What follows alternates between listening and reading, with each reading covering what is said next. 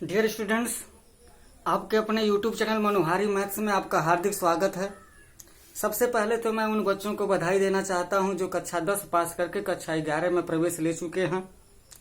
और इस वीडियो में हम लोग वे बच्चे जो कक्षा 11 में गणित पढ़ रहे हैं उनके लिए ये समुच्चय सिद्धांत पर हम लोग चर्चा करेंगे।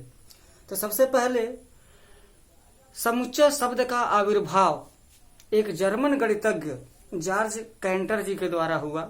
उन्होंने बहुत सारे नियमों का प्रतिपादन किया जो आज हम लोग पढ़ते हैं। सबसे पहले समुच्चय की अगर हम बात करें तो समुच्चय क्या है, कैसे है और उसे हम अपने आसपास किस रूप में देखते हैं। और ज्ञान वही पुख्ता होता है जो किताब में पढ़ करके उसे हम अपने वातावरण से जोड़ना हमारे सामने उपस्थित हो, जब नहीं तब उदाहरण दे सकें, समझ सकें। तो प्यारे बच्चों, जब हम लोग अपने घर पर होते हैं तो बहुत सारी वस्तुएं देखते हैं। क्या कौन कौन सी वस्तुएं देखते हैं? जैसे मेज है, कुर्सी है, डेस्क, बेंच, टिपाए, स्टूल, ये सभी चीजें देखते हैं। फिर आलू, टमाटर, प्याज, लौकी, मिर्च, ये भी वस्तुएं देखते हैं। जब अपने हम रीडिंग रूम में जाते हैं तो कॉपी, किताब, रबर, कटर, पेंसिल, ये सब चीजें देखते हैं। जब हम घर से बाहर जाते हैं तो बहुत सारी दुकानें मिलती हैं। कुछ दुकानें ऐसी होती हैं जो मिठाइयों से सजी होती हैं, कुछ दुकानों में दवाएं मिलती हैं, कुछ दुकानों में फल मिलते हैं, कुछ दुकान में ज्वेलरी मिलती है, कपड़े मिलते हैं, बर्तन मिलते हैं। तो ये सभी वस्तुओं के संग्रह हैं। अब कभी ऐसा भी हो जाता है, जैसे मान लीजिए कि वस्तु का संग्रह तो है लेकिन वो किसी एक विशेष गुण के लिए उत्तरदायी हो या न हो। जैसे मिठाई की दुकान पर गए तो कोई भी मिठाई उठाएंगे तो खाने वाली चीज है।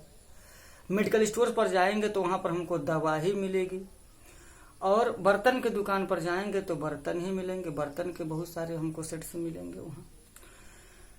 तो और अगर मान लीजिए हम क्लास में चले जाते हैं तो वहां पर छात्रों का समूह मिल जाएगा। रेजिमेंट में चले जाते हैं तो वहां पर हमको सैनिकों का समूह मिल जाएगा।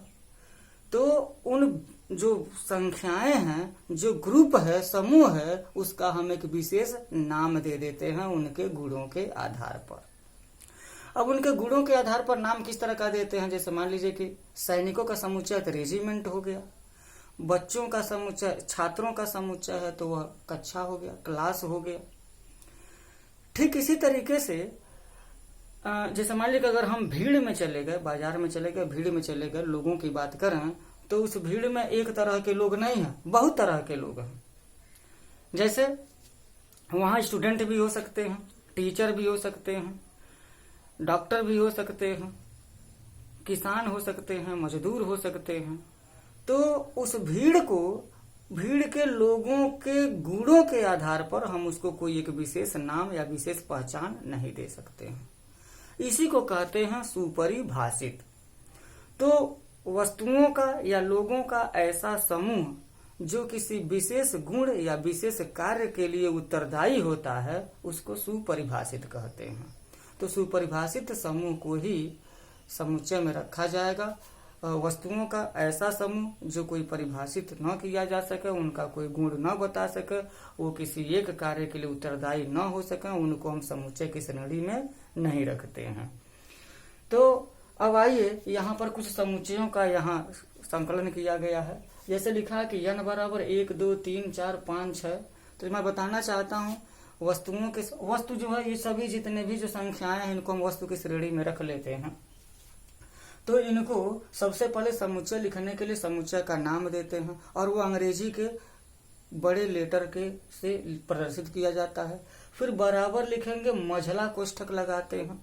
मझले कोष्ठक के अंदर वो सभी वस्तुएं कामा दे दे करके लिख जाएंगे। जैसे यहाँ n का मतलब होता है नेचुरल नंबर, प्राकृतिक संख्याओं का यह समुच्चय है। तो प्राकृतिक संख्याओं का समुच्चय लिखने के लिए प्राकृतिक संख्याएं हैं कौन कौन सी? तो प्राकृतिक संख्या जो गिनने के काम में आती हैं, 1 से शुरू होती हैं और उनका कोई अंत नहीं है। तो 1 2 3 4 5 6 डैश डैश डैश लिखने का मतलब और भी है, सबको यहाँ पर लिखना असंभव है। तो मझले कोष्ठक में लिख देते हैं। फिर यह पूर्ण संख्या का समुच्चय 0 1 2 3 4 5 6, ये धन पूर्णांकों का समुच्चय, ऋण पूर्णांकों का समुच्चय, केवल पूर्णांकों का समुच्चय, ऋणात्मक धनात्मक 0 सब आ जाएंगे। ये सम संख्या का समुच्चय हो गया, ये विषम संख्या का समुच्चय हो गया 8 नंबर, प्राइम नंबर अभाज्य संख्या का समुच्चय हो गया। और यह भी वावेल है, वावेल मतलब स्वरों का, अंग्रेजी वर्णमाला के स्वरों का समुच्चय हो गया। तो इस तरीके से हम समुच्चय को प्रदर्शित करते हैं। अब समुच्चय को लिखने के तरीके कौन कौन से हैं, इस पर हम विचार करते हैं। तो समुच्चय को प्रदर्शित करने के 2 तरीके हैं हमारे पास।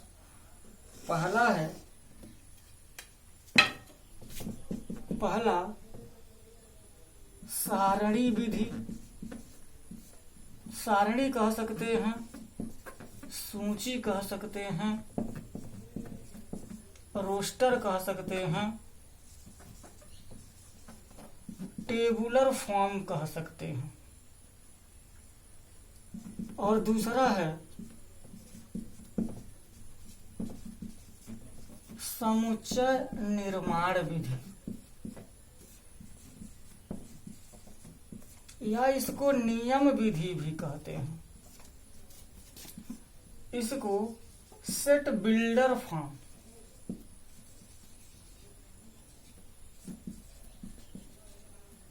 कहा जाता है। तो पहले सारणी या सूची विधि पर हम बात करते हैं।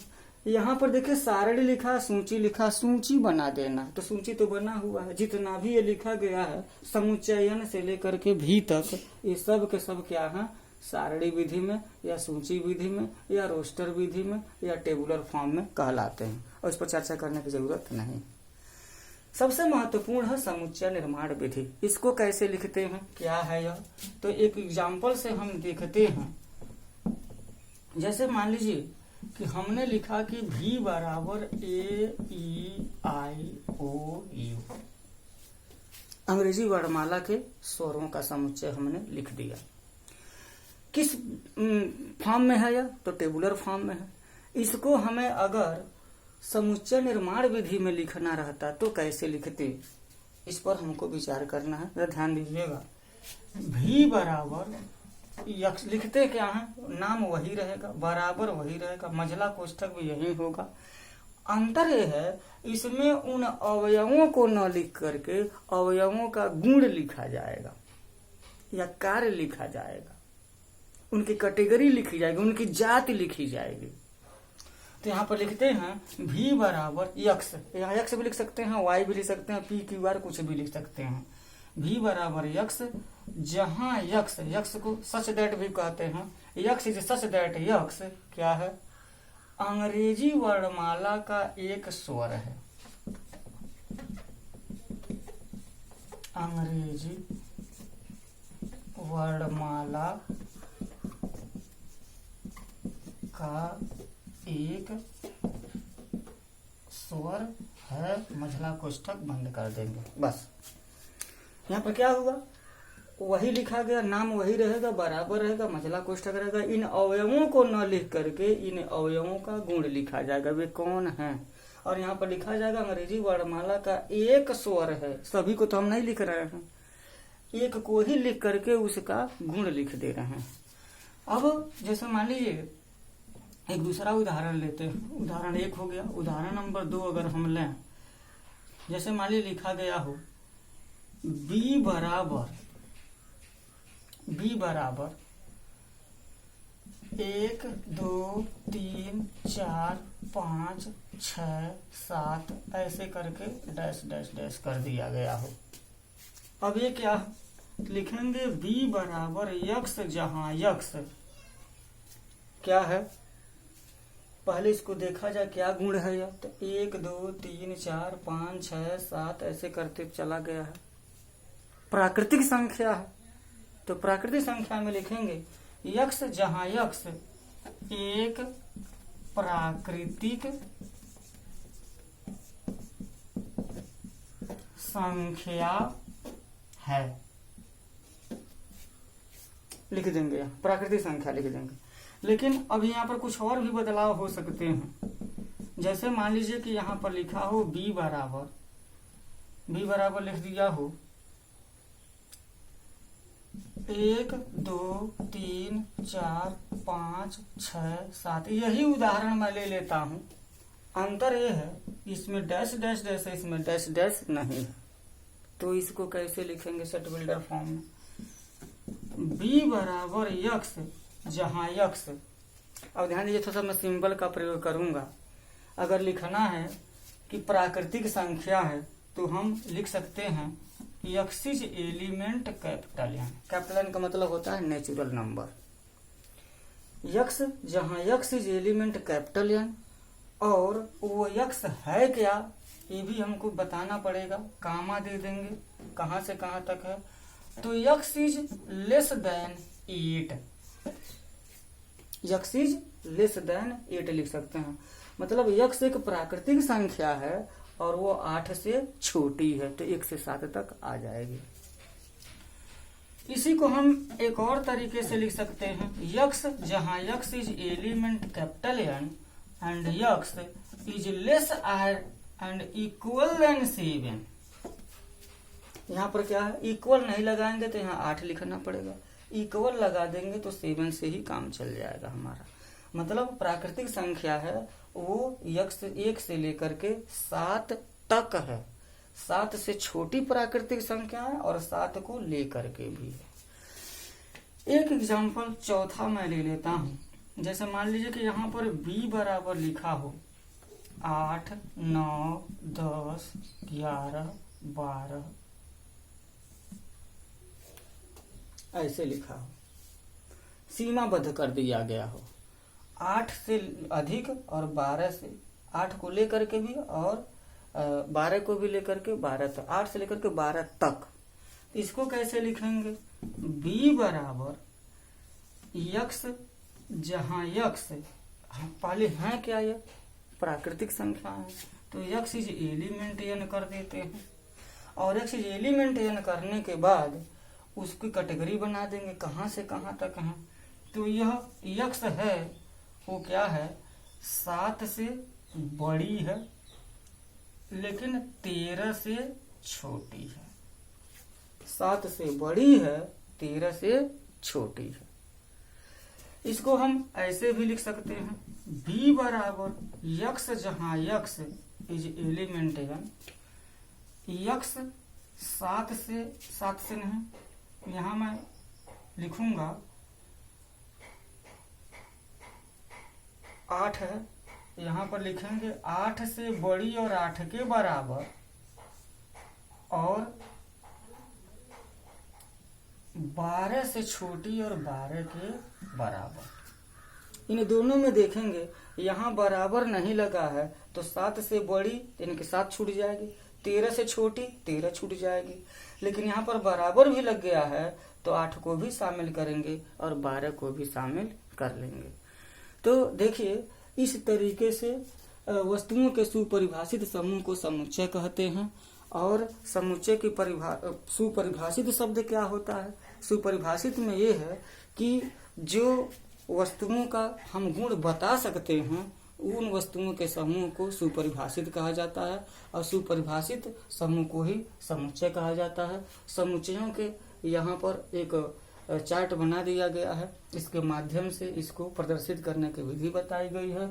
और समुच्चय को 2 तरह से लिखते हैं, सारणी विधि में, सूची विधि में, रोस्टर विधि में, और दूसरा समुच्चय निर्माण विधि में या नियम विधि में सेट बिल्डर फॉर्म में लिखते हैं। एक उदाहरण हमने बताया कि v बराबर AEIOU है अगर, तो यहाँ करते क्या है, v बराबर यक्स, जहाँ यक्स अंग्रेजी वर्णमाला का एक स्वर है लिख देंगे। अगर b बराबर 1 2 3 4 5 6 7 और डैश डैश डैश है तो इसका मतलब ये हो गया ये प्राकृतिक संख्याएं हैं और प्राकृतिक संख्याएं असीमित हैं, तो सिर्फ यहाँ पर लिखा जाएगा यक्स एक प्राकृतिक संख्या है।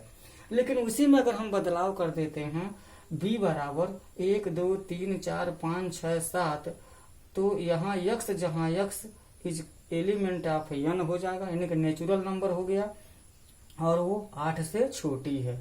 इसी को 7 के बराबर और 7 से छोटी के रूप में भी हम लिख सकते हैं।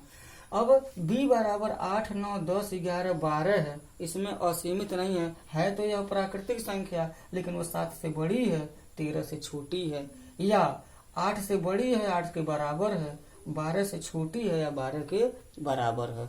तो डियर स्टूडेंट्स, इस भाग में हम लोगों ने समुच्चय के विषय में जाना। अब अगले भाग में हम लोग एनसीईआरटी का प्रश्नावली 1.1 लेकर के उपस्थित होंगे, उस पर हम लोग चर्चा करेंगे और जो नियम सीखे हैं उसको उन सवालों पर लगाएंगे। तो तब तक के लिए धन्यवाद।